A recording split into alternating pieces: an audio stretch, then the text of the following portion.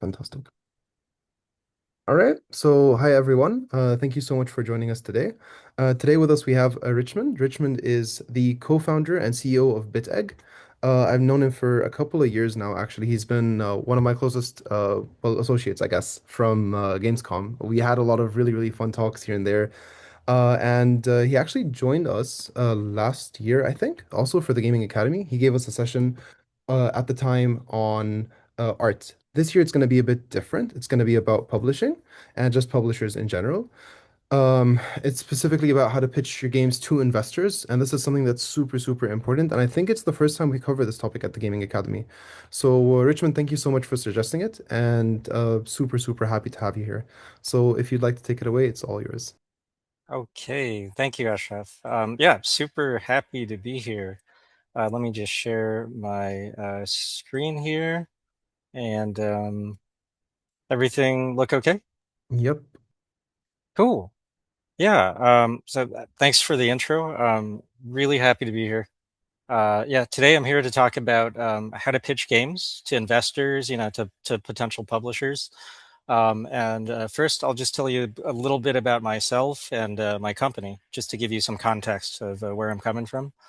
So my name's Richmond Lee. I've been working in games since 2007, getting pretty up there in age now. I started my career in the US, and then 11 years ago, I moved back to Thailand to start BitEgg, indie game studio. I'm originally from Thailand. I grew up in Chiang Mai, and then I moved to the U.S. When I was 5 years old to start schooling there. But we would come back to Thailand almost every summer. My family's in Thailand, and it was in Thailand that I learned to love games. Like when I was a little kid, I'm aging myself here, but used to be able to go like all over the place, like every mall, every shopping center. They would have these TVs with Super Nintendos hooked up, and you could pay to play them for like 30 minutes at a time. And parents would just kind of like drop their kids off there, do their shopping. And I played so many video games as a kid in Thailand. That's where I learned to love games. And then, in the US, I started my schooling, started my career there. And moved back to Thailand to start BitEgg. I've grown it into one of the biggest indie studios in Thailand. We also do a lot of outsourcing, so game development, art, animation, which is quite common. A lot of studios do contract work to, keep the runway long, because that's the most important thing for running a studio, is just giving yourself a long runway to make your own games. Yeah, and we've worked with some great companies over the years. Got an office in Bangkok and Chiang Mai. And the team is wonderful. We have a really, really awesome team. And in addition to loving to make games, they love to help to grow the community. We're big believers in community development. To that end, BitEgg, we host the biggest game jams in Thailand. We feel that's the best way to give people like direct game development experience and just to grow the community. So we're very much about these kind of grassroots efforts, and that's why I'm really excited to be here to talk to you. To show solidarity with everyone in Lebanon and MENA. We're both from up and coming regions, and I want to we should help each other spread our voices throughout the world through games. Really, really happy to be here. Our latest game is called Lost and Found Co. and just came out in March, and thankfully it's been doing really well. It's the number one indie game from Thailand for the last few years, and we got 300,000 wish lists, and it's been very critically acclaimed too. If you go to OpenCritic, we're one of the top 10 games of the year. OpenCritic is clearly superior to Metacritic, right? Okay, so those are my credentials, and that's the experience I'm bringing here today to tell you about how to pitch a game. So this is something I've been doing for over 10 years now. So about this presentation, all the information here is public. And in fact, most of it I got from these two fellows here. Rami Ismail, one of the best indie game developers in the world and just one of the greatest advocates for indies everywhere. He has written extensively on how to pitch. And then also Yuan Torreson, he's the game scout at Raw Fury.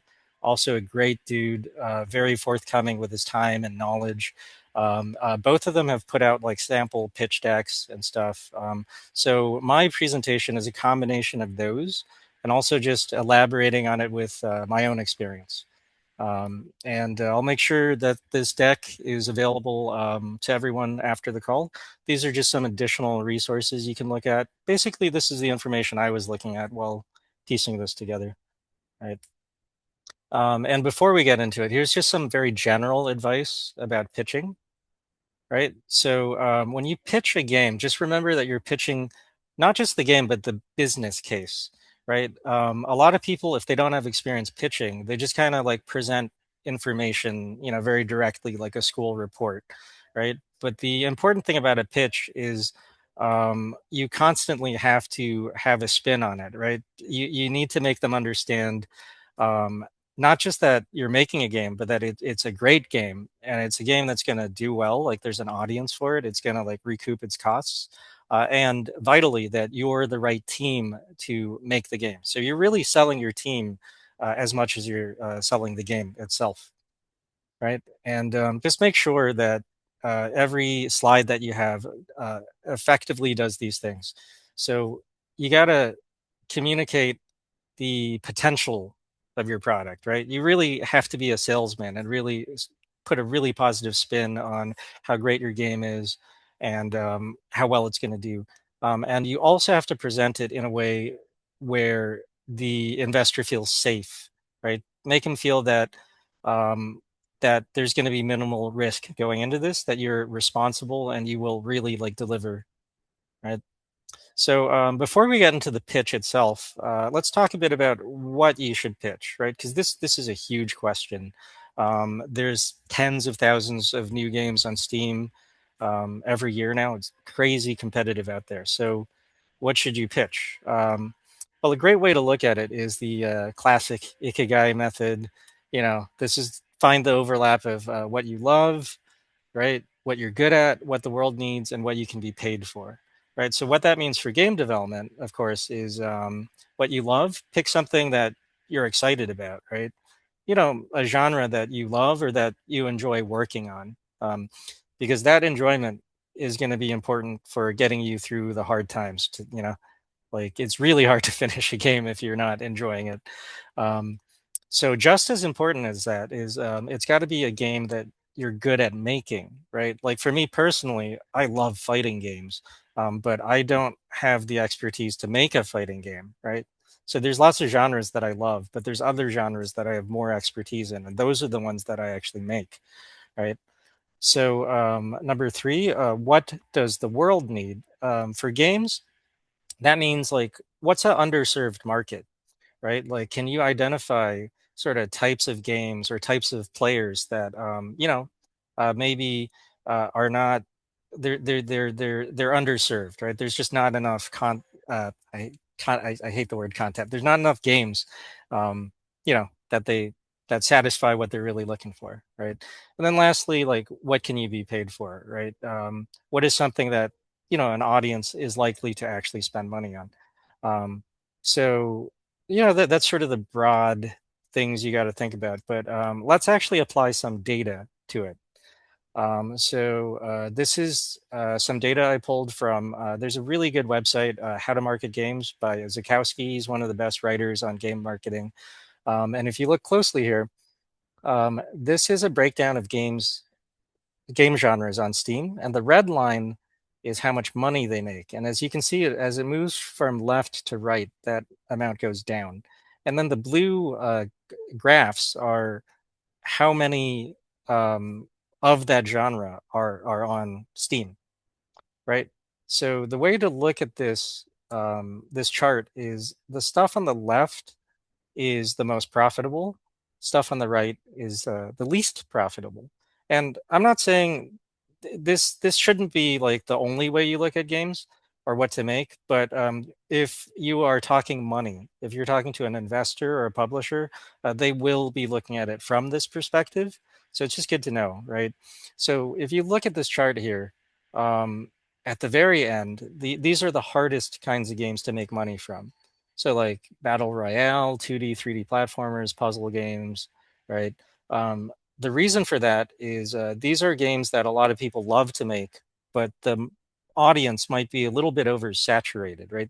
And then something like battle royale, like you could look at, of course, like um, what's what's that really popular one on mobile?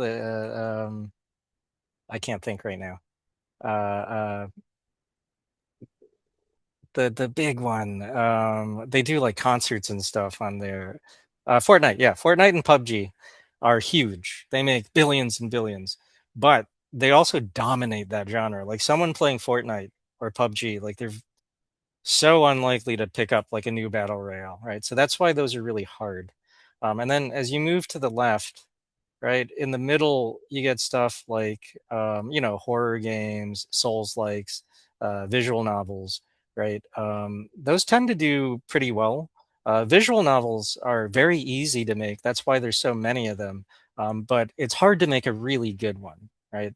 But then as you keep moving over to the left, you get what some people like to call these Steam native genres. These are the genres that tend to always do really well on Steam.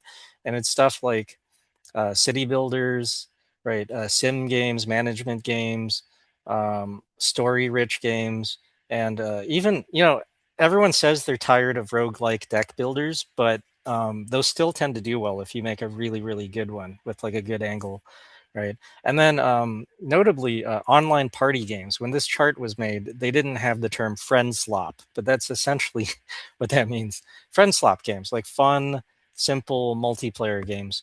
Um, so these types of games tend to be like hard to design well, but if you can do it well and execute it well and market it well, you have a very good chance of succeeding, and publishers know that, right? So just be aware of that data, and then it's not just the genre itself, right? What the publishers are going to be looking for, what the players are looking for, are these qualities, right? Like, well, quality itself, right? How good is it? Innovation. Are you bringing something new to the table?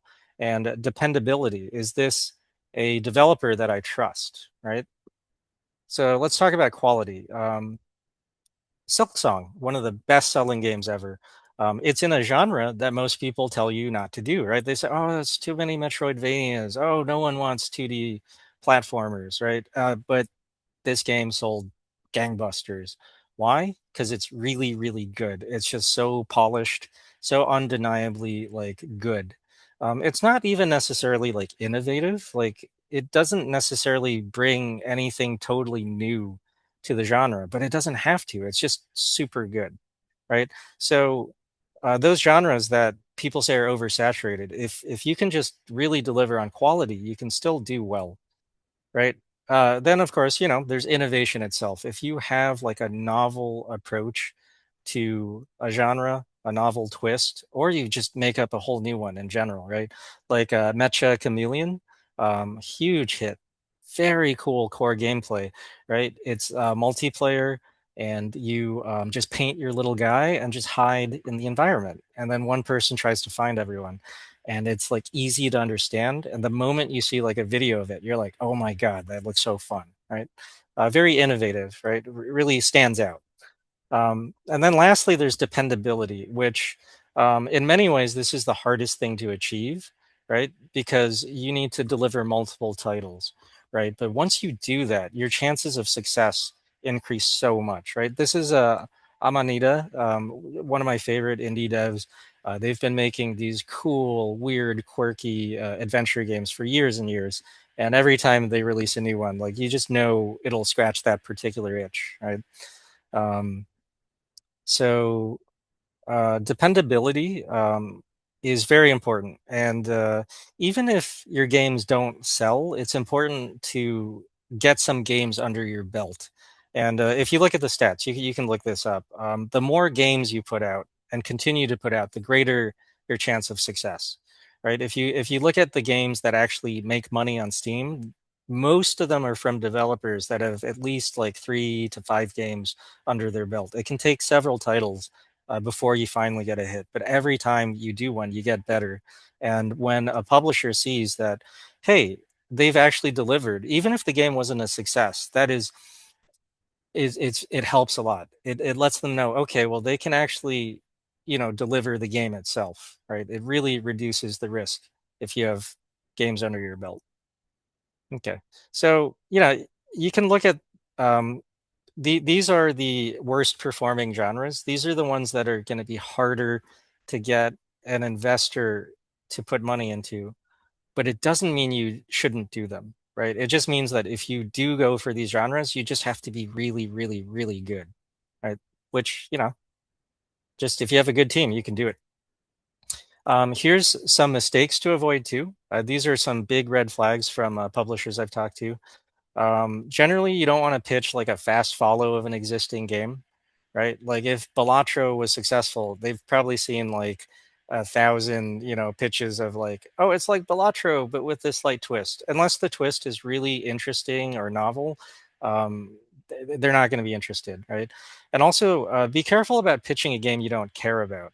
A lot of times, people will pitch something simply because they think it'll make money, and that passion, that lack of passion will come through your pitch if it's only for the money. They're going to feel that, right? Your best bet is really to push something that you truly believe in.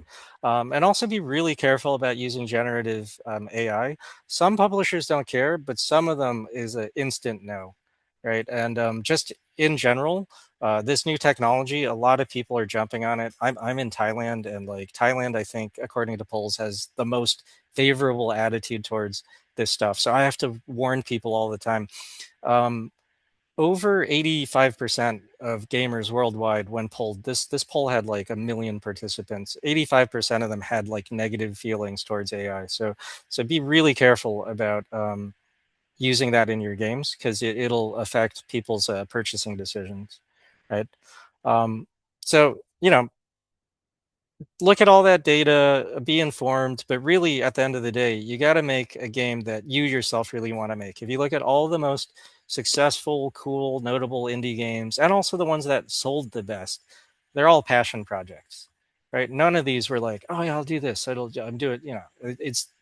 They had a burning desire to make these. And talking to publishers who look at thousands of games every year, they want something interesting that you're passionate about, right? Right? If it's just some data points, it's not going to move them, right? It's got to really stand out, right? Okay. So let's get to the pitch deck itself. Okay, so these are the key parts of the pitch deck, right? So number one, you want to explain what is the game, right? So you do that through explaining the look of the game, the story, and the core loop of the gameplay, right? Next, they want to know who's making the game. So that's where you introduce the team, right? And then what is the business case for the game, right? Like, is this game actually going to make money, right? Does this team are they organized enough to actually, finish it? Are they demonstrating that they actually know what they're doing, right? And you do that by showing them just a little bit of market analysis and just, quick production timeline, budget. Um, and then you wrap it up by the ask, right? Say, hey, this is what we're asking for. We want X amount of money to do X, Y, Z, right? It's pretty straightforward, actually. Right. So next, I'm going to take you through a sample pitch, just so you can see one for yourself. This is the pitch for a game called Beacon Pines. They graciously put their pitch online for people to look at. Um, the reason I chose this game as an example is that it sold pretty well, right? It has over almost 2,000 reviews on Steam, meaning it probably made a pretty good amount of money. And the scope of the game, it's not a huge game. This is a game that pretty reasonably any indie team, any experienced indie team around the world, you could make a game this scope. So that's why I'm using this as an example. So the pitch starts next here. All right, so right away they hit you with their key image, right? So what do you get when you look at this, right? Like feel free to type or turn on your mic. Like, what do you feel when you see this image? Spooky, right? It's like a little bit eerie. It's probably not a full-on horror game, but there's this cool mix of like cute and spooky and yeah, mysterious, right? Yes, and adventure, right? These are great keywords. Um, and yeah, isn't it interesting how they can convey mystery, right? Because um, it actually is a mystery game, right? And the image tells you that without hitting you over the head with it. Excellent key image here, right? And next is the quick overview, right? It's a cute, creepy adventure game, and it has a storybook format. And you explore a town. It's character driven, and there's some sort of mechanic where you can kind of rewrite what's happening in the world. And they tell you, the platforms it's coming to, um, console, Steam, right? Oh my gosh, Stadia.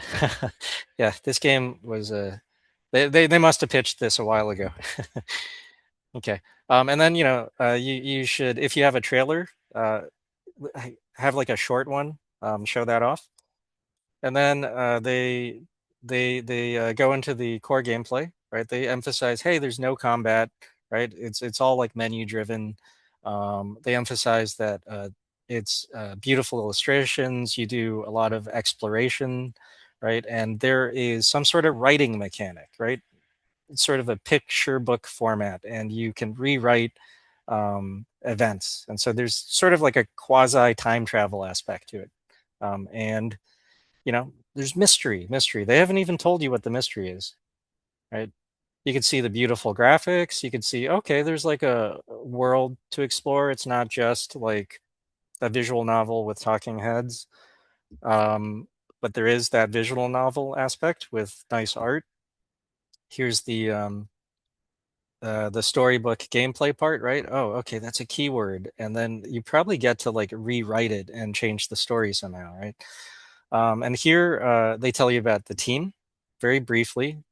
They just tell you that they had a previous hit on iOS, right? And then they tell you about the core members and just notable stuff that they've done, right? So even though this team, Hiding Spot Games, um, they don't have a ton of games under their belt, but they have between them a lot of experience, and they already shipped a game that did well, right? So that's sort of the purpose. That's the message they're getting across here, right? And then just marketing stats. They've already done a Kickstarter. So Kickstarter, just so you know, is really for marketing. It's a fundraising platform, but to get the most out of Kickstarter, it's actually how you kickstart the marketing for your game, get the word out on it, and then the money that you raise from it, if it's enough to make the game and self-publish, that's awesome. But if you intend to get a publisher, you go to them with that number and say, hey, we already raised this on Kickstarter. And typically, you can expect if someone really likes your game, they might give you at least like a 4x investment, right? Something like that. And then this is the roadmap. They didn't share their own roadmap, so I just put a placeholder here. And then a budget. They didn't share their budget. That's pretty sensitive information, so I just put a placeholder there. And then there's their ask. This is what they need. This is what they need help with, right? They're developers, right? They're artists, programmers. They don't know much about marketing, and going to events and platform relations. How do you even get your game on a console, right? How do you port the game? So these are the things they're asking for. They're very clear about the stuff that they don't know and that the publisher can help them with. And then at the end, you have links to additional stuff, to their website, to their Kickstarter, their social media, right? And that's it. It's very straightforward. So that we just went through a very succinct pitch. That game actually got funding. It came out, did very well, right? Okay, so let's go through it piece by piece now, right? So first, you want to lead with the art, right? So how should you think about presenting the art and the story of your game through your pitch, right? So number one, you got to lead with the strongest art that you have, right? Because we're visual creatures. The majority of games out there, the first thing people notice is the visuals. Even if you look at the best-selling indie games, they tend to be visually polished or have like a striking style, right? Minecraft is primitive looking, but that makes it more interesting, right? At the time, an intentionally like retro looking 3D game was really novel, actually, right? And the visuals, it applies to both the content of the game you're presenting and the pitch deck itself. Try to really polish it and make the deck itself look nice. My deck here is kind of sloppy looking, but the important thing here is the information. When you do your own deck, really polish it. When we do our decks, we make sure we really visually polish them, right? And make sure that the visuals make sense, that they're not just nice looking, but that they tell you who the target audience for the game is, right? So the first thing you should show usually is the key visual, right? This is the key visual that sells the game, the look and feel of the game, and it should convey a lot about what the game's going to be like and who the audience is for the game. So when you see the Breath of the Wild key visual, it's fantastic. You don't even see Link's face; his back is turned.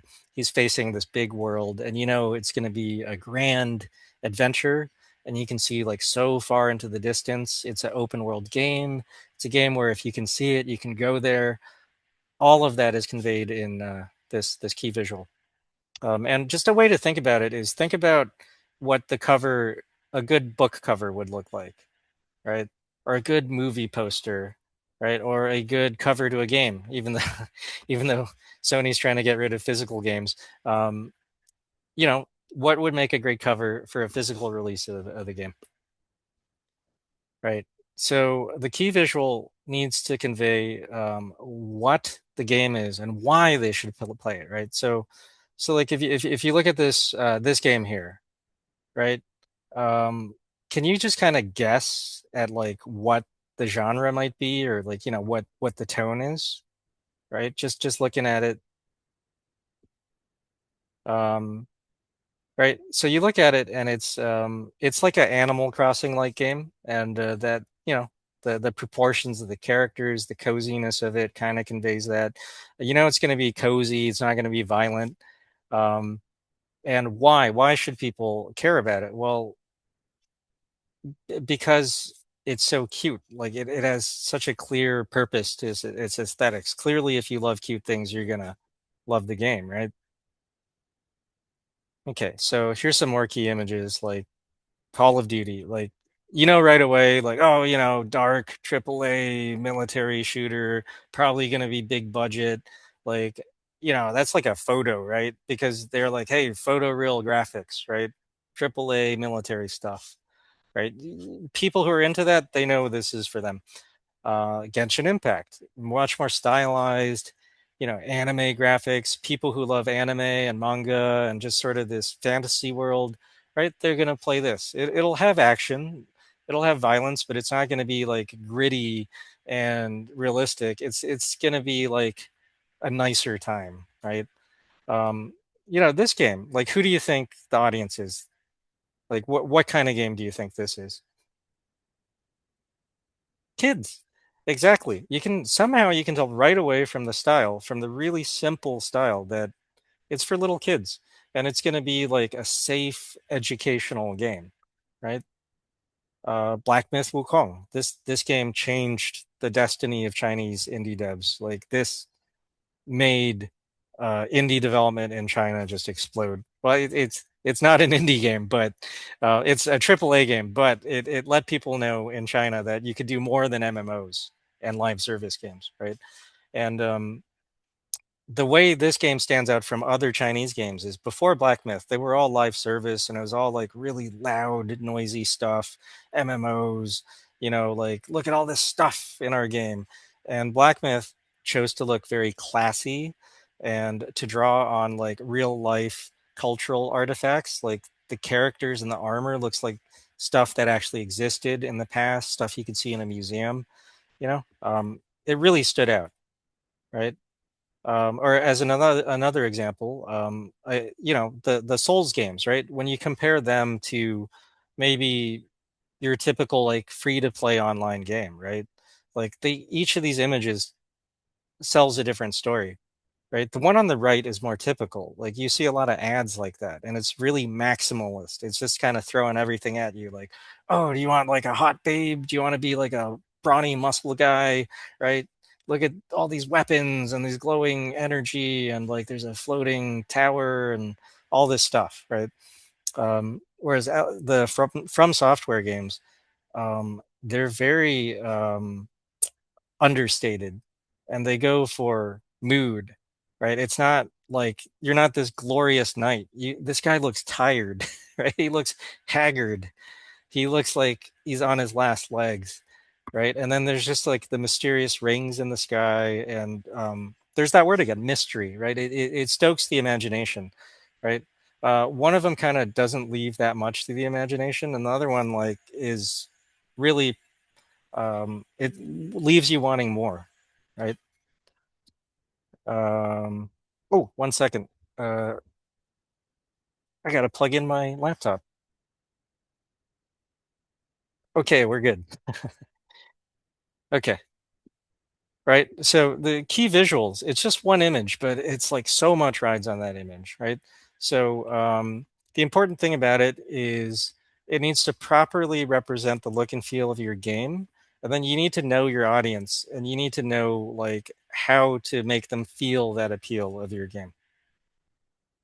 And not everyone has like a big art team, right? So what can you do when you're limited? Right. So this is what you need to think about if you don't have like a robust art team. And I also like really recommend not using AI. Um, so think about what kind of visuals do you like and what do you understand, right? And what kind of resources do you have? Do you have a little bit of money to hire an artist? Do you have some friends that might be able to, do you a favor, or can you exchange services with someone? Maybe you're good at coding or music. You can help someone with their coding. They could help you with the art, right? Um, and then while you're producing all this, just think about like what does your audience love, right? What do they expect, and can you like surprise them, right? So just remember that like lo-fi art can still be really appealing. Like Wordle took the world by storm, and it's just all like very tasteful graphic design, right? Like you don't need an art degree to make something like this. You just need to have like some good graphic design sense, right? Um, like Minecraft, best-selling game ever, and it is like this lo-fi, like early 3D looking game, but it's very striking. It has a strong style, right? And again, like it's appealing because like almost anyone can make a game that looks like this, right? But there's a charm to that, right? And all there's like stick figure games out there. Maybe you're not great at drawing, but you have like a really good animator. Like play to the strengths of your team. And if you're just pitching and you don't have an artist yet, but maybe you want to hire an artist, then you can actually use existing art. Right? It's just for the pitch. So you can say, hey, I'm going to make a game that looks like this. And, this is the pitch deck for Diablo all the way back in the day, the very first Diablo. They just used public domain art from Gustave Doré, a great printmaker. They used that to convey the mood that they were going for. And that grew into like this multi-billion-dollar franchise. And you can even build a whole game out of public domain art, right? Several indie developers have had great success doing that with, just old etchings, medieval manuscript art. There's so much that hasn't been done yet, right? Especially in Southeast Asia, the Middle East. There's such a rich art history that hasn't really been represented in games that much yet, right? So there's a lot we can do there. And again, just a reminder, like that, try to resist the temptation to generate stuff, because for a lot of publishers, they won't tell you this, but a lot of them will just instantly turn down a deck if they see it's full of AI because they're like, these people aren't serious. This is a quote from Chris Anthony. He's he runs Toge. They made Coffee Talk, most successful indie developer in all of Southeast Asia, and they do publishing too. And he says the moment he sees AI in the pitch, it's an easy no for him, right? Um, right. So also make sure that the the graphic design in your pitch deck matches the game content, right? Like if you're pitching a cute game, um, you wouldn't be using like high tech, like high tech looking art, right? You should use something cuter. And if you're pitching a horror game, then you might want to use like a gothic font and stuff. Just make sure it matches, right? Um, okay, so the story. Um, so even if a game doesn't have a robust story, it still probably has like a premise. So you got to at least convey the premise. And if it's story rich, it is very important to convey the appeal of the story, right? So here's how I would recommend you think about it, right? So a good game story, depending on the game genre, but if there's a lot of gameplay, then the main game mechanic should somehow be reflected in the story, right? Like for instance, if you're making a game about a piloting mecha, right, then the story should be resolved by climbing into the mecha and doing stuff, right? It shouldn't just be talking outside of that, right? Um, right, and try to have the story happen within the gameplay as much as possible, right? So it doesn't feel like super separate because it can pull you out of the action if those things don't go together, right? And try to actually reward the player through story developments, right? Big beats that are very satisfying, right? So that's how to think about the story in the game itself. But how do you present the story in the pitch deck? Well, you do a blurb, what they call a blurb. So a good blurb is not a synopsis, right? It's not like a Wikipedia synopsis of the story, right? It's actually just a teaser, right? It establishes like the tone and hints at the story and the characters, right? But it doesn't just literally feed everything to you. And if you want to know what a good blurb is, just take a look at novels, right? This is the blurb for Harry Potter, and it's perfect. It is so perfect at kind of teasing at what the story is and what the appeal is, right? So if you want examples of really really good blurbs, take a look at various successful novels, right? So these are the deliverables that you need for conveying the art in the story. You want the title page with the key visual. You want a quick game overview and the story blurb. So at least have that. Now, next, let's talk about the core loop, the gameplay. Um, right. So your slide is probably going to look like this, right? A core loop is just taking you through the main gameplay mechanics and how they fit together. And then if there's sort of a bigger meta loop that it figures into there, right? And sometimes the core loop might look like this. Like if you're pitching a live service game, then it's about not just the core gameplay loop, but just like what you expect players to do on the first day, and then the first week, and then the first month. What's going to keep them in there, right? Um, so basically, yeah, very straightforward here. Just have the core loop explained very succinctly, and then if it's a live service game. Or just in general, it's good to have your retention goals, right? If it's a game you expect people to keep playing for a while. So that part's very straightforward. Next, you want to present your team and your key members, right? So you are presenting who is making the game, and you want to establish trust in your team, right? Which can be hard, especially if you don't have that much experience, right? Um, so for investors, this is as important as what you're pitching, right? You might have a great idea, but they also need confidence that the core team members actually will see it through, right? So the best thing you can do is emphasize your experience, right? So obviously, if you're a notable game company and you've already shipped several great games, that's like a no-brainer, right? But a lot of us, are students, recent grads. You can still talk about any relevant experience you've had, right? You can talk about any games you made at school or on your free time, or if you've ever made like a mod, especially if you made a successful mod, that people liked. If you've participated in game jams, if you've ever won a game jam, all of that stuff uh, anything that you can show that says, hey, this person actually has development experience and they have actually finished their projects and delivered them.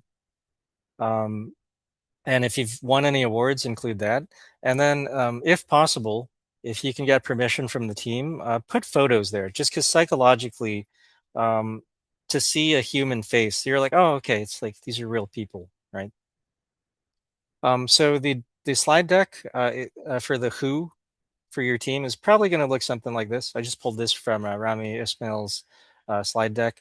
You'll have your photos there and just important core information, right? Like if you've shipped a game before, list it there. If you've worked at a notable company, if you've won any awards, list that there, right? So of course, first you introduce the leads, right? And then if you want, don't have to, but if you actually have like a big dev team, you should show them too, just to let them know, like, hey, we really do have this team right now ready to make this game. And here's some examples. Like this is from our own pitch deck that we've used. I just present. Here's our core leadership team.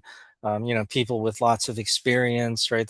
They've worked at all these great companies, and at BitEgg we've delivered work for all these great companies in the past, right? Here's our dev team on Lost and Found. Very Lost and Found was made by a very young team, mostly in their 20s. Most of them have never shipped a game before, which is why we had to lead with our experience. But it's good to show the actual human faces on the ground making the game, right? And then it's like if you have an office, show it. Again, just psychologically, you want to let them know that you're a real team. This is a real company. These are real people. Um, some examples from other pitch decks. Just saw the Beacon Pines one. This one I think would be greatly improved if they had a photo of the team. This one, they just add everyone in one photo, right? You don't always have to do it individually, right? And this one, you can see they probably don't have that much development experience. So that's why they just put everyone together and just wrote a blurb on their overall experience, right? And that's how they optimized. Uh, and this is a deck where I feel like this is one of those like startups where like people don't really have experience, but this is the best they could do, right? So even with sort of limited experience, um, this would be greatly improved by like any previous work, which they don't have here, but at the very least, just having the photos puts a human face on it, right? So these are the deliverables, right? You just very straightforward. Just introduce your team, the photos, and relevant experience. Right. Um, any questions so far? Okay. At which point do I come to the publisher, at the beginning or after the prototype or after the Steam demo? That's a really good question. Um, Generally, these days it's super competitive. So you want to come to the publisher when you at least have like a really strong demo. So if you have like a really, really fun demo and it's really fun, that's good enough. That's enough to go to a publisher. Some of them would want first dibs. Some of them might see it as a positive if you haven't actually released the demo yet. But if you have released the demo and you're starting to get wish lists, if you're confident in the game, then that is a really good data point. If you can actually pump your wish list yourself, that's really, really good, right? So as much success as you can bring to the table, that'll move the needle for publishers. Okay, another question. How long should the trailer be? I would keep it short. I'd say ideally like a 30-second teaser, right? And then you can follow up. You could say, hey, here's a longer trailer after the pitch. You got to remember these publishers, some of them literally look at thousands of pitches. Like the hardworking ones will look at like dozens of pitches a day, right? So you got to make their lives as easy as possible. Make it as easy to look at as you can, and just a quick, easy trailer. Yeah. Okay, let's get to the more boring stuff, market analysis and the money stuff. Okay. Just Um, a question oh, about. sure. Yeah. So is there a difference between an in-person pitch and a pitch that you send to publishers? So in terms of the content or something that you would have inside it. So like let's say I met someone that, has published games and I'm like, Mhm. gosh, give me 5 minutes of your time. I want to show you something. Is there a difference in the way? Sure. That's an excellent question. I think if you're doing it in person, you should know like how long you have. So like if you're at a show and you're just like, hey, can I have 5 minutes of your time? Then you got to really, really condense it. And then if they're interested, you follow up with a more detailed one.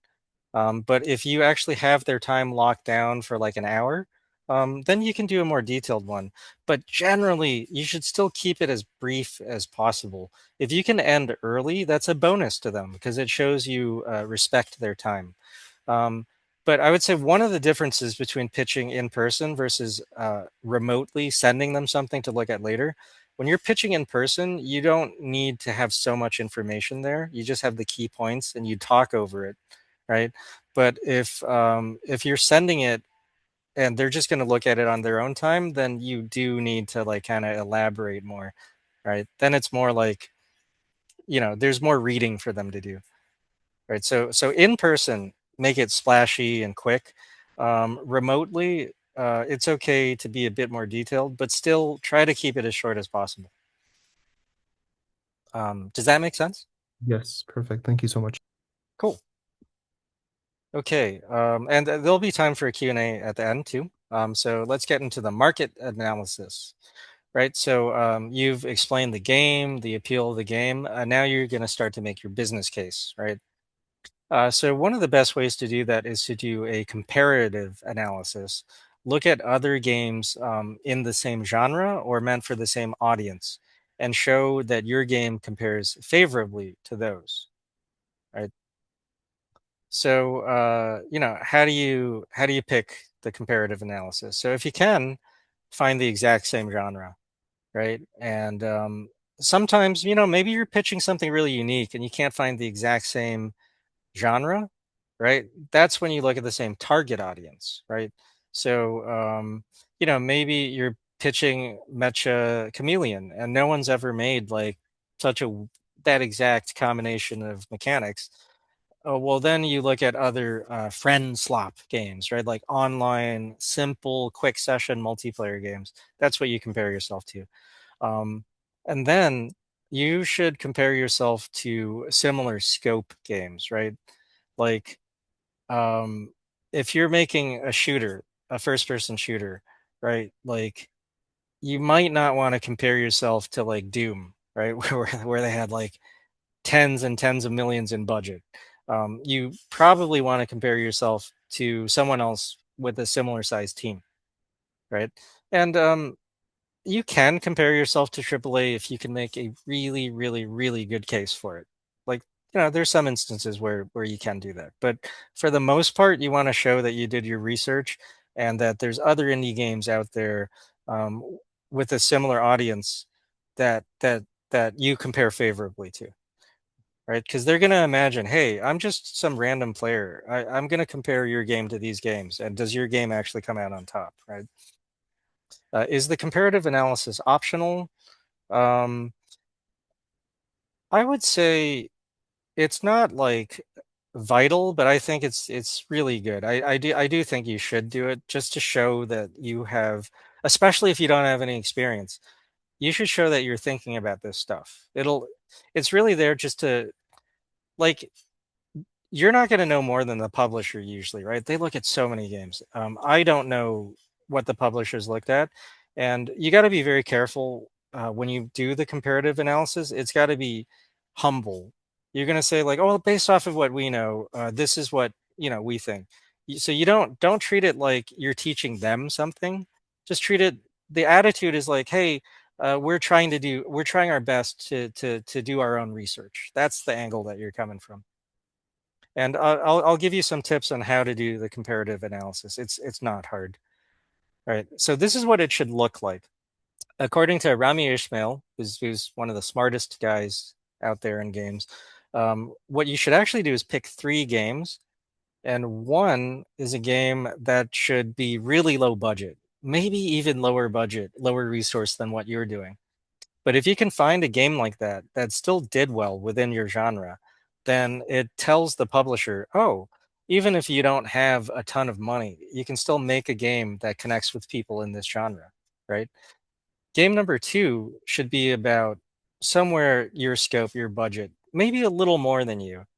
And again, it should say like that, hey, this team, even though they have a little bit more resources than us, we're in the same ballpark and we can compete with them, right?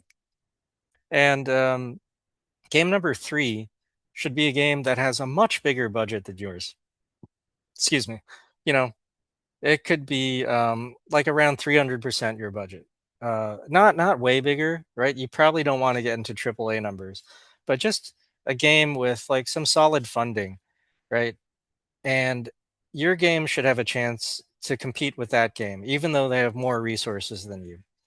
And also, you might be able to convince a publisher to give you more money to bring your game to that level, right? But all of these games should be games that did well, that sold well, and that you compared favorably to. Um, and speak about these games respectfully. Never be like, "We're gonna kick their ass. This game sucks," right? Like, don't do that. Be respectful, right?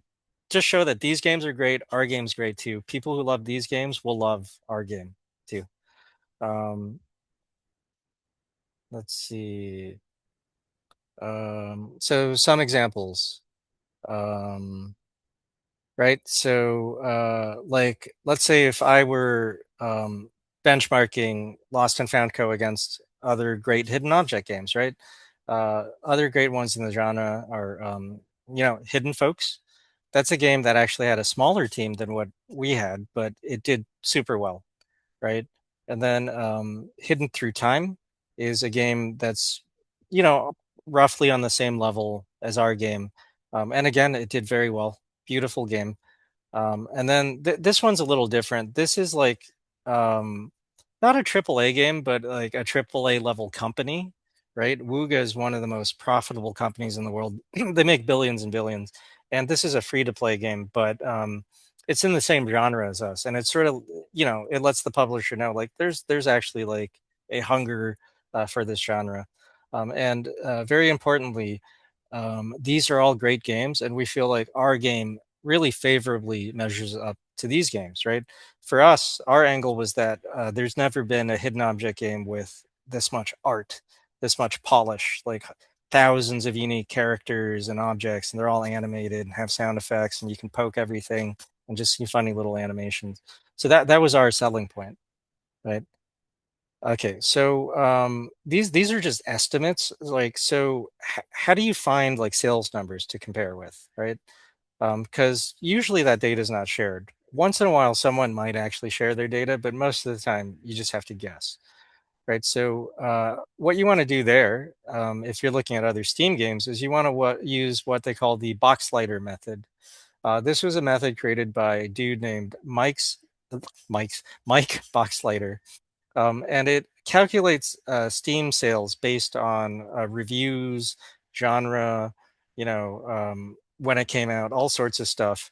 But the core of it is taking the number of reviews, the genre it's in, and then adding a multiplier to that.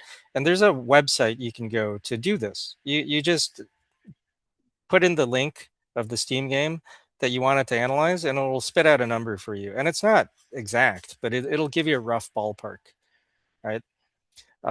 Yeah, so the formula is you take the number of game reviews and you multiply it by something between like 30 to 100. And this will give you sort of the expected lifetime value of the game. So not just like the first year, but sort of like maybe 4 or 5 years into the life of the game, right? And this is something that evolves over time. So the multiplier would have been higher like 10 years ago when games were less competitive. It's kind of going to diminish over time. But this will give you the ballpark, right? So just go to Steam. revenuecalculator.com and just plug in the games and it'll give you a rough ballpark, right? So there, all the work's done for you. Easy.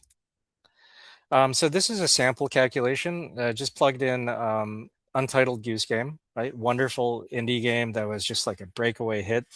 It has 17,000 overwhelmingly positive reviews, right? The base price is 19.99. Of course, it's going to be priced differently across different regions. The price is going to go down over time when it's like in bundles and sales and stuff. But according to all the magic that they're working behind the scenes, they estimate that that game made about $25 million over its lifetime. Right? So I wouldn't recommend using this game as an example because it is like such a breakaway hit. It's like so crazy. But just as an example, that's what you would get if you plug that game into that Steam revenue calculator. Right. So the deliverables for showcasing your market analysis, right? Just pick three comparable titles, right? And then run those titles through that Steam calculator and just show the revenue expectations from those games, right? And if your game can compare favorably to those, you've made a very good business case for your game. Next, you want to showcase your timeline and your budget ask. Right. Okay. Question: can we use older indie games as competitors, especially games that made millions of dollars? You can, but you probably don't want to go too far back, right? The more recent the game, the better. If you can find a game within the last 2 years, that's great. 3 years, it's good. Once you get to 5 years, trends have changed a lot. And like older than 5 years, it's harder to make the case, right? Like if you're digging back like 10 years, that might be too far. Um, and I also recommend that you don't use like the biggest games in the genre. Like um, if you're making a Metroidvania, don't compare yourself to Silksong because that is like one in a million. But look at other Metroidvanias that have done reasonably well. Like you could look at a game called Nine Souls, right? Really good game. Not a world-conquering game like Silksong, but it still did like very reasonably well. So it's like, hey, if you make a game of this quality, right, and you market it correctly, you can expect to get like, pretty decent success like that, right? What you want to show here is that you yourself did some research and you've demonstrated that you understand the genre, that you've looked at all the other games out there, not just the top million sellers, but also the games that didn't do well and the moderate successes.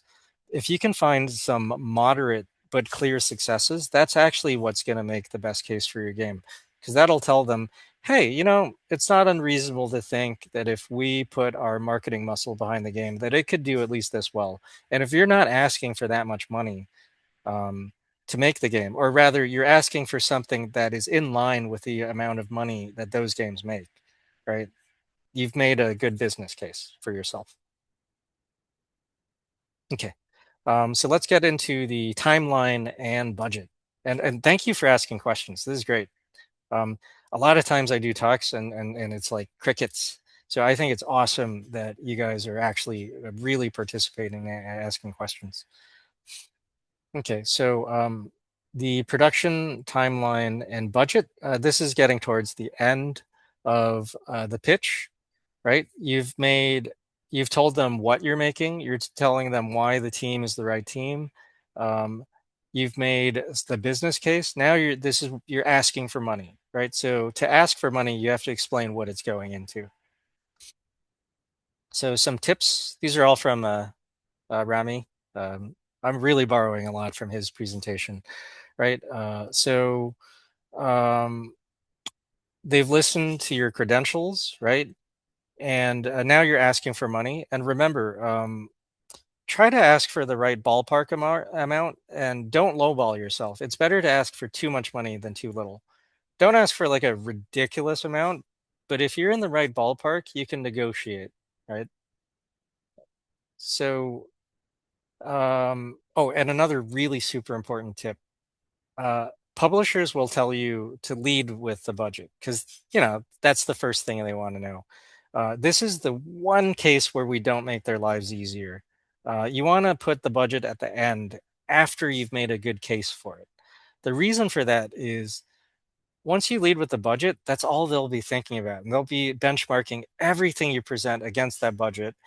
And if you ask for too much, it might give them a negative um, tint to the presentation. Same thing if you ask for too little. But if you've made a good case for your game, then they might be more forgiving of the budget if they don't agree with it, right? So that's why you want to leave the budget at the end. This is the one time where we don't make life easier for the publisher, and they'll forgive us if you actually made a good presentation. Yeah, that's right. Basically, you put it at the end, so they're less judgmental of the whole pitch, right? Consciously, unconsciously, it's way better to put it at the end. All right, so you want to show your production timeline, right? So the case here is they just want to know that you have a reasonable timeline. You don't have to be super detailed. You don't have to break everything down.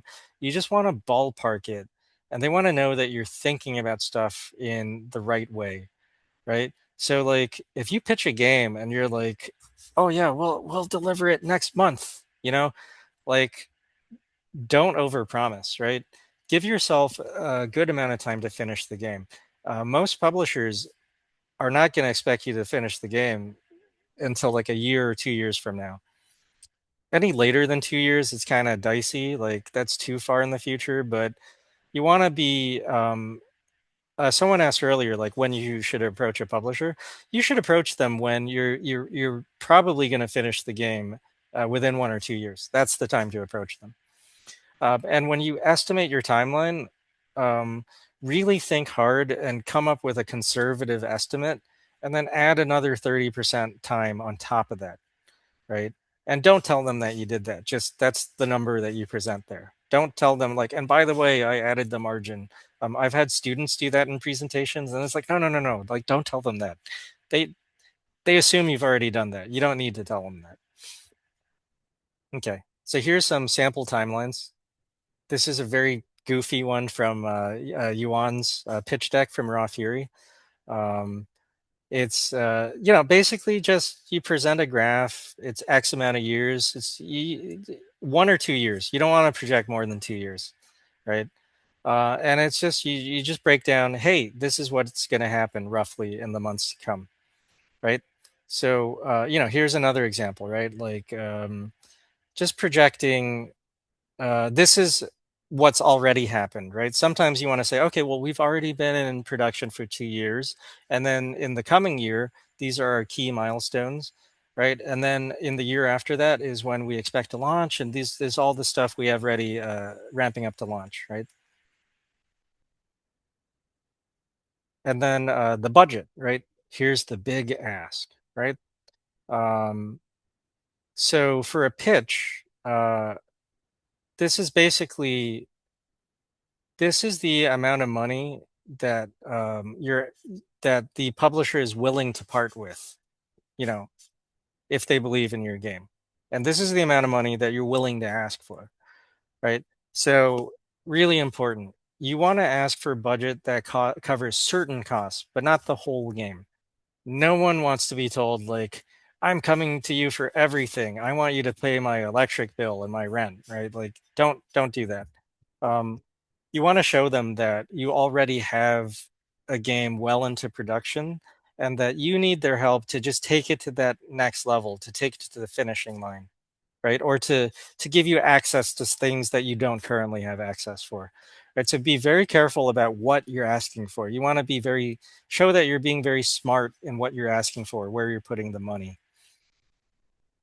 right? And so what they're going to be judging you on is how reasonable are you with this ask? Do you really know what you need to finish the game? And do you know what a reasonable amount of money is to actually do that? Right. And in doing that, again, it's better to ask for too much than too little. The biggest rookie mistake is to ask for so little money that it's like, oh my God, like it'll be impossible to finish the game on that amount of money, right? That is the biggest red flag. It's better to ask for too much, right? And again, much like the timeline, when you estimate your budget, you should make a very conservative estimate on how much money you really need, and then put a 30% margin on top of that to give you some breathing room, right?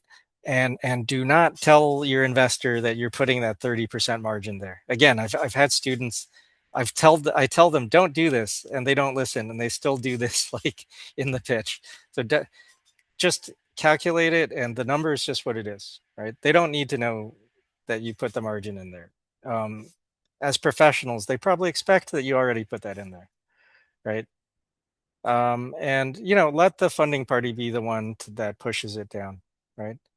um, and honestly, sometimes if you really don't know how much money to ask for,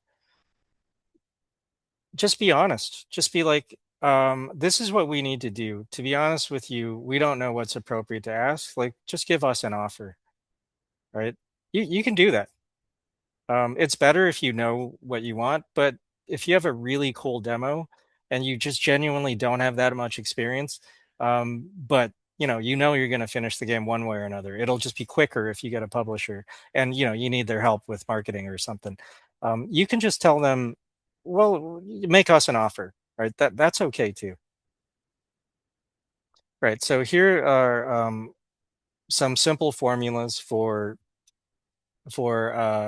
coming up with your budget. Right. So as an example, right, let's say you have three developers, you have 18 months left of development time, and you just need money to pay these salaries just for these three people, right? And then you have your core members that are working, for free, you know. Um, all you do is say, okay, these three people, their salary is this, multiply that by three, and then add that margin, right? And just say, hey, so this is how you calculate it, but you just tell the publisher, I need X amount of money to pay for these three people to bring the game to the finish line. Very straightforward. Here's some example budgets from real pitch decks, right? Um, hey, here's a game. This is a pretty old one, so it's a little bit out of date. But again, it's from just look at the formatting, right?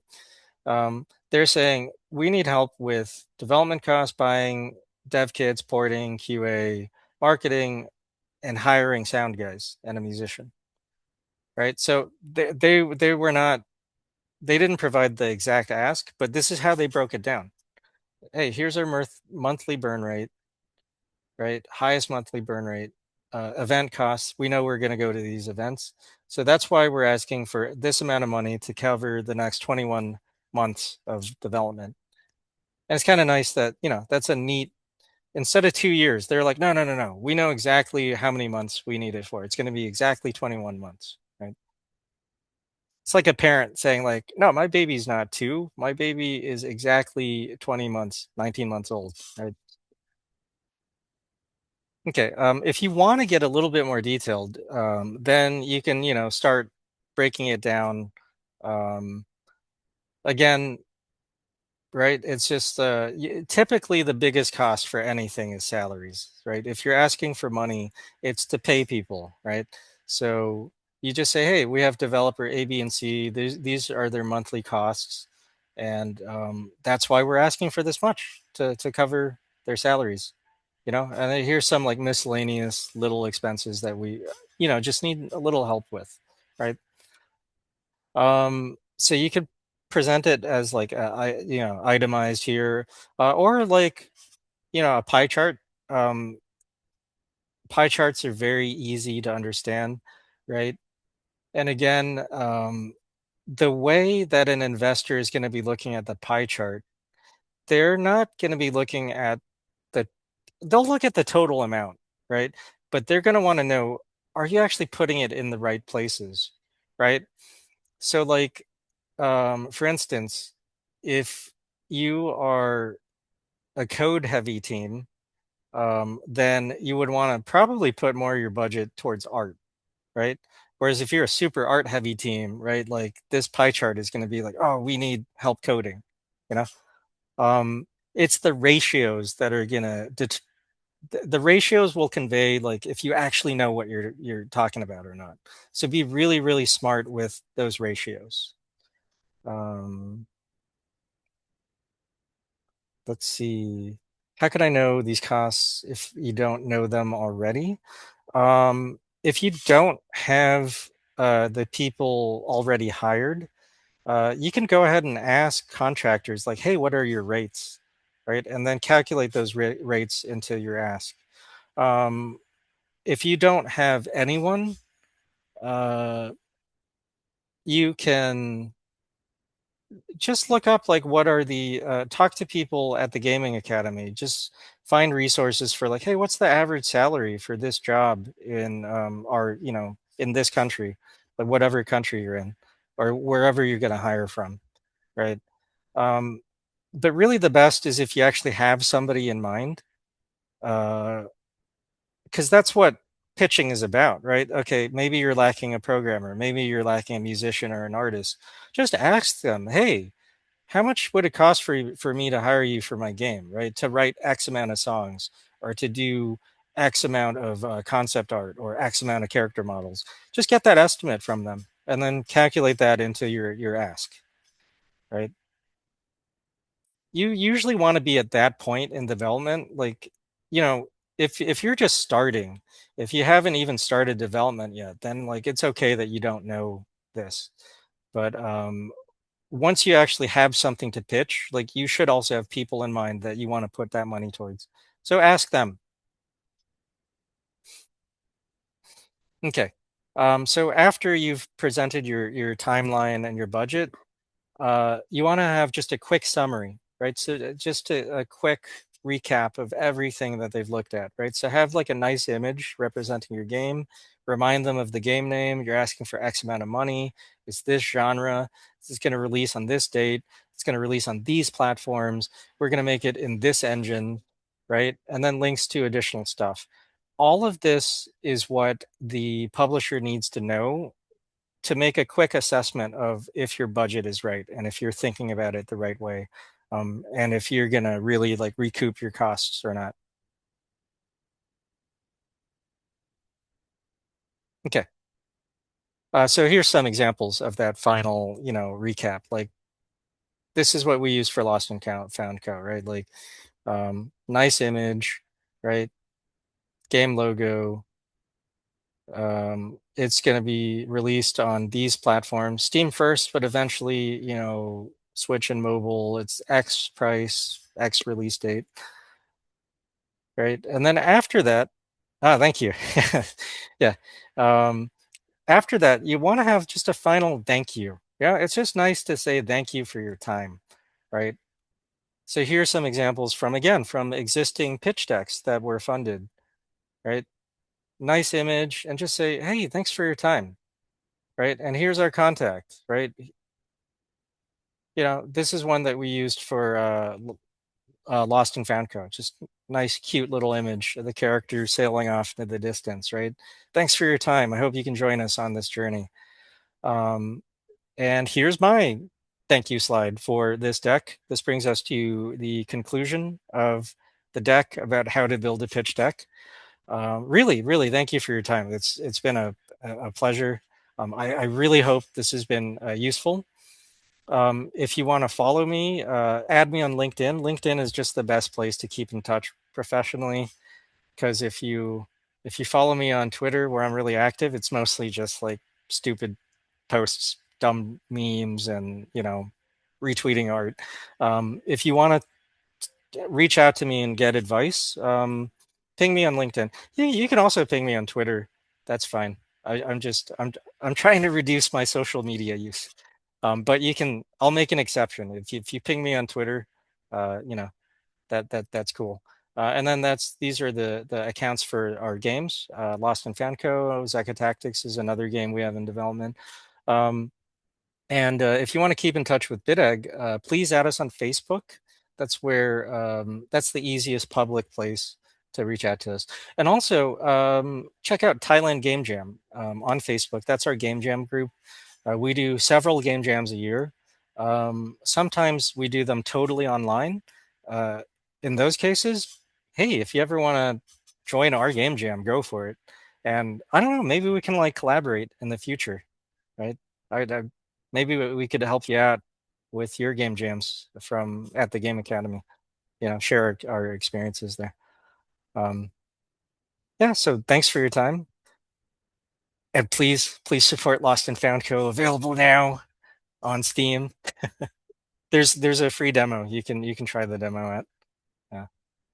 Uh, Comment. I want to join a game jam, but I don't have experience. That's exactly why you should join a game jam. That is 100%. You're the best person to join a game jam. It's actually people who don't have experience. Um, yes. Yeah, Ashraf, that's how you started, right? It's the best.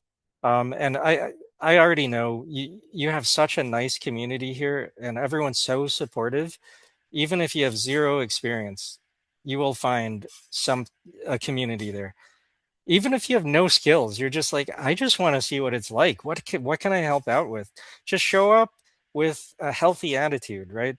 Because you might have an artist that just needs help editing stuff. You might have someone that needs help with voice acting. You might have really good ideas for that early pit, just like what are we even going to do, right? Some people genuinely are good at ideas, right? Um, have you ever heard of the game? Uh, what was it called? It was this pixel game. It was called the Friends of something something. Here, I'm gonna find it.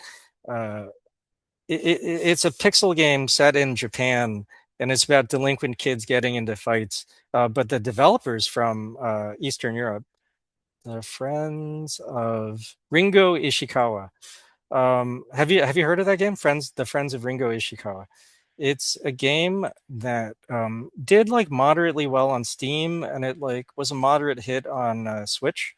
Really cool, moody little beat 'em up. And the guy that made it, his father helped him with the pixel art. His father had zero, literally zero experience with pixel art. He's not an artist. I don't know if his dad even plays video games, but he's like, I want to help my son out. I will teach myself basic pixel art to help him out. You never know what you could help out with.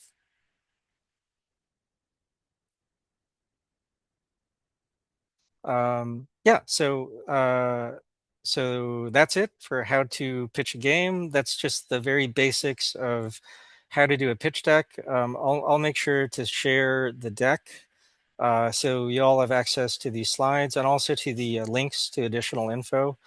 Um, I really recommend that you follow Remy Ishmael. He's got a great blog. He's always posting great info on social media, on Blue Sky. Um, and Yuan Torreson, he was the guy at Raw Fury where he was like, "Hey, here's our contract." He just made it public. He's like, "This is exactly what you'll ask for. These are the rights we'll ask for. This is the revenue share we'll ask for." He's super forthcoming. Really good guy.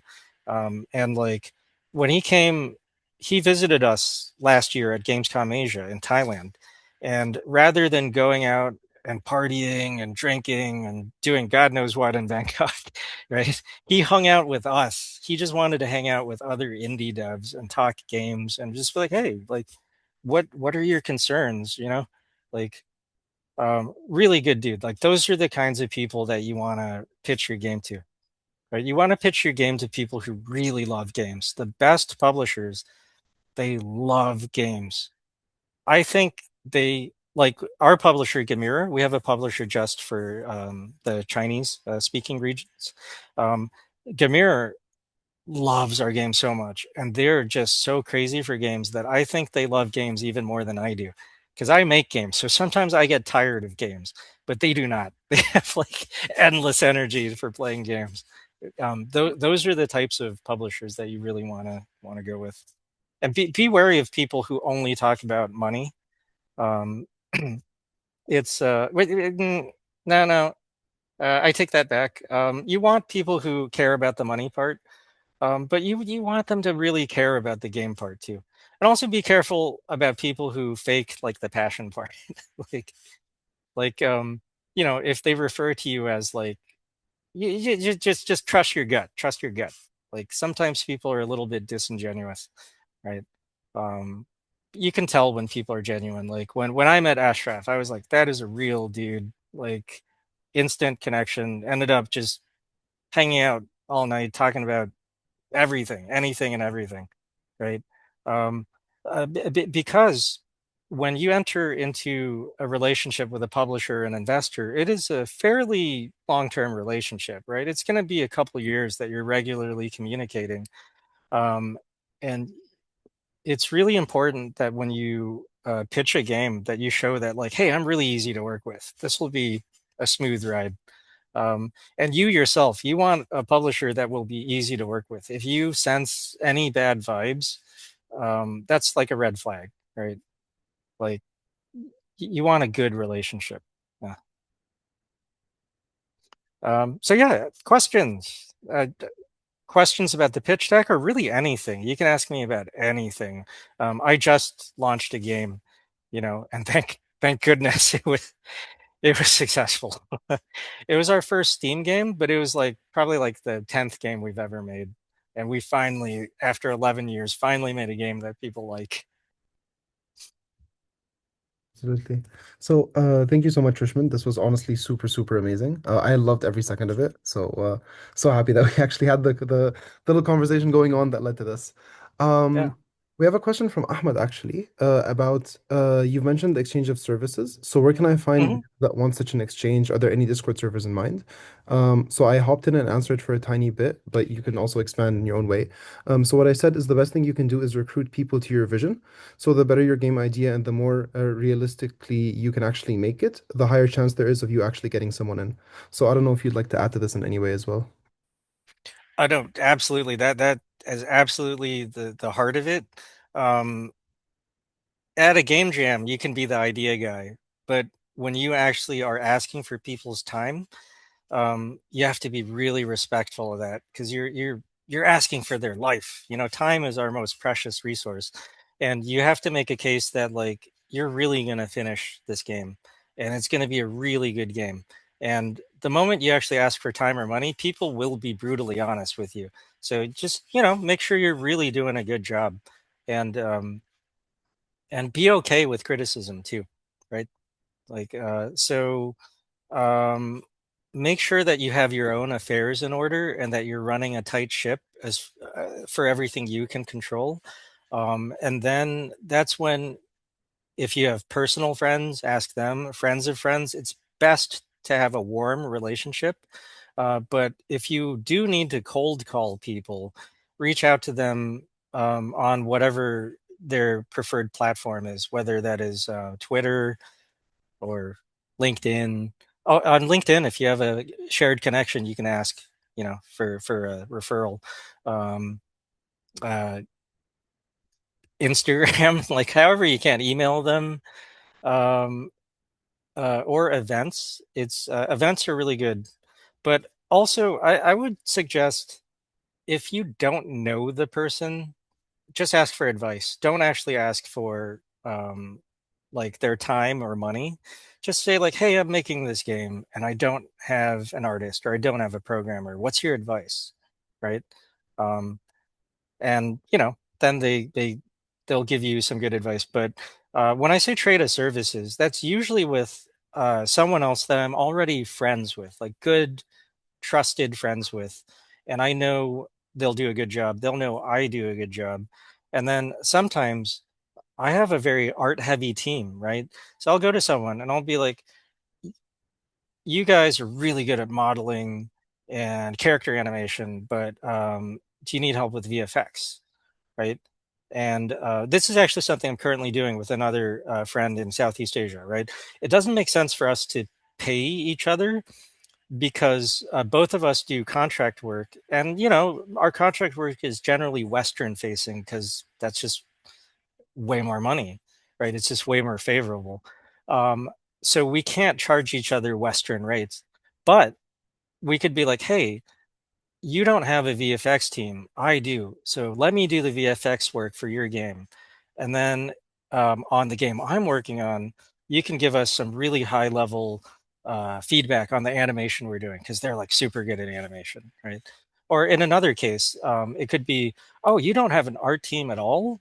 Let us help you with the art, and then maybe this person's like some amazing UI artist, or they're an amazing programmer, and they could help us with the code for our game. Um, yeah, just that's the best way to help each other. Oh, Perfect. one of the best ways. Yeah. Yeah. Thank you so much. So we have two questions that I see at the moment. The first one is, do you sell the duck hats or are they just for the company? um, we so actually Gamir, our publisher, made them, and it was like, oh my gosh, that was like the best decision ever. They were like, "Is it okay to set aside part of the budget to make these hats?" And we were like, "Heck yeah, let's do it!" And so we give them out at events. We don't sell them, but they're so fun that it's like people are like, "How do I get that?" It's like, just play the game, and then they play the game, and they're like, "Oh my god, I actually like your game," right? And even for press, they're like, "Hey, how do I get that hat?" And we're like, "Well, let me tell you about our game," right? We've even had publishers be like, "How do I get that hat?" And we're like, "Let me tell you about our game." Oh yeah, here's if you can make like a cool little giveaway at an event, it's so helpful. It could just be stickers. Like I've gone up to companies where I'm like, "Oh my god, I love your stickers. How do I get a sticker?" And we talk, and then it's like, "Oh, cool, I love your game. I will, I'll signal boost it. I'll tweet it from my personal one, or we'll give you a call out from our official account, stuff like that." But we will eventually start selling it sometime next year. Hopefully, we're starting to do like merchandise. Uh, we've actually found people reselling the hat online too. Yeah, yeah. I was like, hey, like Yeah, that's I not. thought you loved the game. Oh, the other thing though is when you go to events, there's scalpers. Like they'll just get free stuff to resell. And the reason I'm okay with them playing our game is our demo is really long, and we're like, if you want the hat, you have to beat this level. And you see they start sweating because they're like, oh yeah, it'll be easy. And then like 15 minutes in, they're like, it's kind of hard. 30 minutes in, they're like, oh gosh, should I give up? And then like, 40 minutes, they finally beat it, but they're like so happy when they beat it, and they deserve that hat. They won that hat. So even the scalpers, it's like, yeah, it's okay. They still played the game. Yeah, and you now have a good story, and you've kind of not like wasted their time, but you've kind of made them mess up on their min-maxing with trying to like cause problems elsewhere. So that's pretty cool. Yeah, yeah, yeah. Gave them something to think about, right? 100%. Yeah, And it's fun, so that's what matters yeah, yeah, most. that's funny. Yeah, yeah. Awesome. So Oh, Bayan was asking actually if you guys offer studio consultations. So she runs her own company called Blue Tango Street. And she wanted to see if there's any way to connect with you as well, just to like have a chat afterwards or something. yeah, yeah. Let's just talk outside of this call. Yeah, we do actually offer consultations. Cool. Perfect. Awesome. Yeah, and Uh, I don't want to like overstate what I can consult, but all the stuff I talked about here, I'm fairly confident about. And I think something that would really help a lot of studios is actually just what kind of game should you make in the first place? Because sometimes I see people commit to a game, and I hate to say this. I really hate to say this, but sometimes I look at the game and I'm like, I don't think there's quite an audience for that the way that you think there is, or like I don't know if a publisher is gonna publish that. And sometimes it's very obvious. Like I've had students pitch games to me where they were like, oh, I'm graduating, I want to pitch this game. And it's like, dude, like you're pitching something purely because you think it's going to make money, but your data is like 5 years old. Like I'm just going to tell you right now, I'm sorry, but like don't make that game, right? And it's not even a game you're passionate about. So like that level of consultation, I can give, and I can give like basic marketing consultation because we've been through it ourselves. Um, but yeah, yeah. So let's talk. And awesome. I'm happy to like make an exception for other indies, right? Like I'm not, if you're like a solo dev, like I'm happy just to spend like an hour or two just giving you advice, right? I'm not gonna charge you like hundreds of dollars for that. Yeah, We got to help each other out. absolutely. Absolutely, 100%. Thank you. Thank you so much for that. So we've got a question from another Ahmed, different than the first one. So he said, for events and booths and stuff, what is your experience with having a booth at the event? How successful or important is it for the game? And at what stage is it most beneficial? And when it comes to bigger events, how do you apply for those? So it's a lot of questions. Sure. So first of all, when do you go to an event? You go to an event when you have a really good demo. The same thing as like when you launch your Steam page, when you start your wish list, when you start approaching publishers. The absolute bottom, the minimum you need is a polished demo, like pretty bug free, one that's fun. It definitely demonstrates why the game is fun. Um, if you're like a really small team, people will be forgiving of if it's maybe like a little bit glitchy or the art's not perfect, or maybe you don't have the final sounds in. But make sure the gameplay is fun. You absolutely have to have a demo. Um, and then going to events. Um, I think if you're confident in your demo, then then it becomes worth it to take the time and often the travel costs, the money to do that event. Um, in Thailand, we're very fortunate. In recent years, we have a government org called DITP. If they're watching this, you guys rock. They help actually fund us going to overseas events. So they'll cover part of the budget of like traveling, or they might pay for the booth. If you have any program like that in Lebanon, like take advantage of that. And then as far as like what events to go to, um, just think about your budget, right? Like Gamescom Cologne is very expensive. It's super expensive. It's amazing. It's the biggest game event in the world. And if you go there, it's such a good like just boost. Oh yeah, so sorry. The other way to think about it is if you have a hard time with your online presence, right, and you don't have a budget to do a lot of online marketing, um, then if you can afford it, go to an event. So like for me, I'm already based in Thailand, so it's very easy for us to go to Gamescom Asia, which moved to Thailand. And before that, it was in Singapore. We would go there. Singapore is more expensive than Thailand, but it's a short flight, and the hotels are really expensive. But it's still like within budget. Or maybe like for us, we also have like uh, Level Up KL is a really good event, and IGDX in Indonesia and Bali. Those are very affordable, and the nice thing about those is um, that is the best way to get press coverage if you don't have an online marketing budget. Because if you have a good booth and a good game, someone physically present will be like, "Oh, that looks cool. I'll try that out." and and that's where you get your boost. A Bit Summit is a really good one in Kyoto. It's really indie focused, and Japan is way less expensive than Germany actually, and that's one where all of the journalists, the publishers, everyone is there trying to get the scoop. So if they've never heard of your game and it's cool, all the better. That's all the more reason to be the first person to cover it. Yeah. So that's how I would think about events.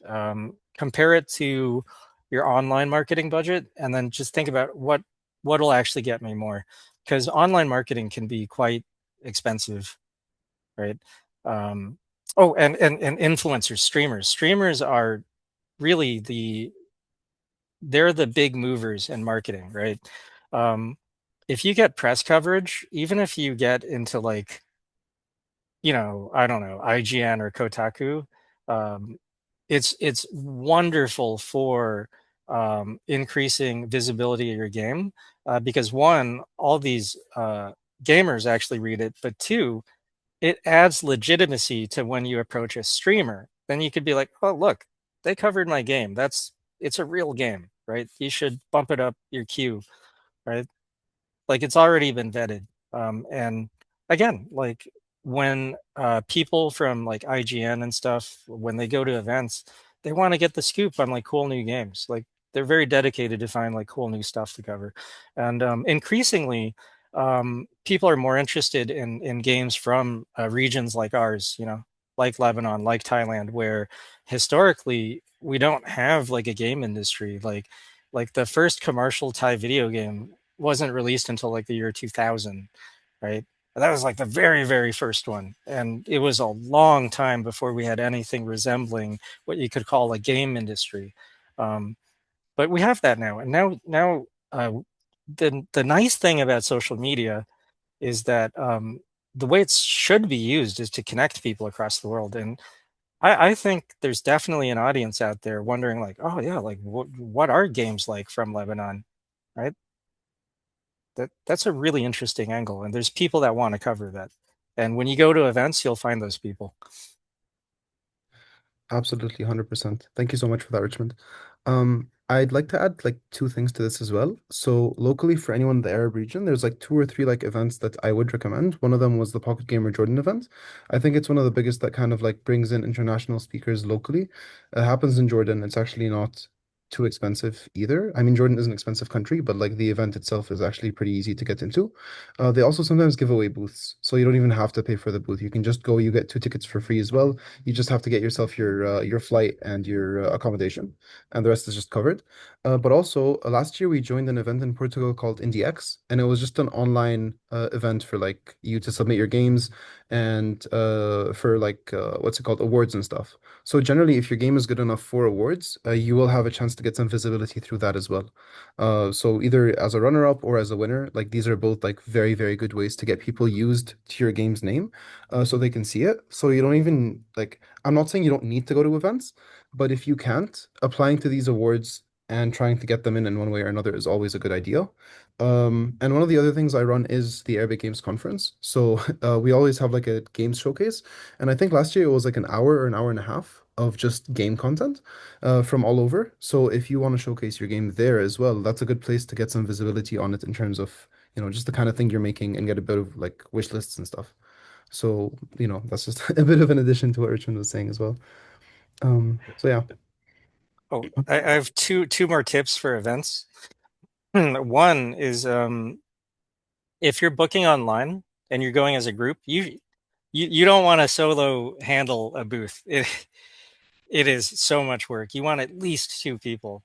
Three people is actually good. So you can, someone can man the booth, other people can take care of business, you got to eat and answer the call of nature and stuff and just rest. But when you book rooms, look for look for apartments that people rent out. Um, Oftentimes you can get even in like say we went to Bit Summit in Japan, and if you look at hotels, they get very expensive. But if you look at like sometimes there's hostels where you can just get like, oh, three people, one room, and then it's if you book early, even in like a big city, it's like maybe like $100 a night. Same with like apartments. Sometimes you can get a whole apartment for like a fraction of the price of a hotel. Um, and number two, when you run the booth, give out snacks. That's like one of my secrets is I always bring like Thai snacks, something very easy and portable. People love getting just like a little candy or something. It really raises their mood. Yeah, I remember like the way I became friends with a lot of people was by giving them like little snacks from Lebanon. It's just a good way to like break the ice as well and be like, "Hello, here you Yeah, go." Yeah, yeah, make sure that yeah. it's not. We're gonna do a trade at Oh yeah, yeah, Gamescom, right? 100%. Yeah, Last time we were yeah, supposed to trade spices as well. I think I had like a yeah. bottle of like homemade hot sauce, I think it was at the Oh, time. I was so looking forward to that. Yeah, I'm But sorry I couldn't make it that year. Yeah, honestly, but I mean, it spilled in my bag, so you wouldn't have gotten it either way. I'm oh sorry. no. Oh man. It's all good. Yeah, Yeah, yeah, hopefully we'll do this better this time around. yeah. Um, awesome. So I guess there was one more question, I think, and that would be it. Um, so Mustafa was asking about the pitch deck. He said, does the number of slides matter in a pitch deck, or is it more about the quality or the clarity of the content? It's more about the clarity. I'm really glad that you said clarity, right? Because that the quality is gauged by how clear the message is. And if you think about the number, less is better. The fewer slides you have, the more quickly you can get through it, the more likely someone is actually to look at it. So don't think about it like a school project. It's these are people who have they might have seen like 10 other pitches that day. So the shorter it is, the more merciful it is for them, and the happier they will be in response to it. Perfect. All right, awesome. So I guess as long as you have something that's clear, makes sense, and actually covers all the points that Richmond talked about, you should be good to go. Um, yeah, and I think if they want any more details, the thank you slide is always a good place for them to reach out to you and ask you the questions they want to ask. So, Yep, absolutely. perfect. All right, so I think that is it. Richmond, thank you so much. This was honestly such a wonderful session, and it's always a pleasure to speak with you and have you share your knowledge as well with us. Thank you everyone for attending, and don't forget to connect and play Lost and Found Co. because it's honestly such a fun game. Right.